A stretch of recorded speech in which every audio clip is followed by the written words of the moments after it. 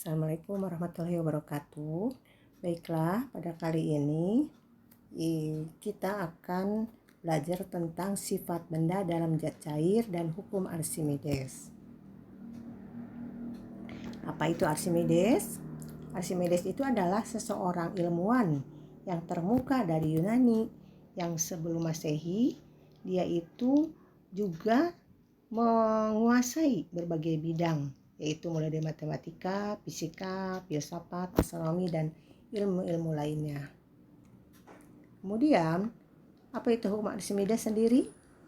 Nah, hukum Archimedes terinspirasi dia pada saat dia mandi, kemudian saat air bak mandinya berhamburan, lalu dia mendapatkan seorang yang pada akhirnya kemudian bisa membuktikan kemurnian emas milik sang raja. Nah, kita masuk ke hukum Archimedes. Hukum Archimedes. Pengertian hukum Archimedes yaitu pada saat kita terinspirasi nonton film Titanic, ya, pada saat kapal itu mengalami tabrakan, kemudian kita menyaksikan penampakan dari berbagai benda yang terapung. Kemudian kita berpikir, mengapa ada benda yang bisa tenggelam dan ada yang terapung dari kejadian itu? Nah, film ini sebetulnya penuh dengan teori hukum Archimedes. Hukum ini menjelaskan hubungan antara gaya berat dan gaya ke atas pada suatu benda jika dimasukkan ke dalam air.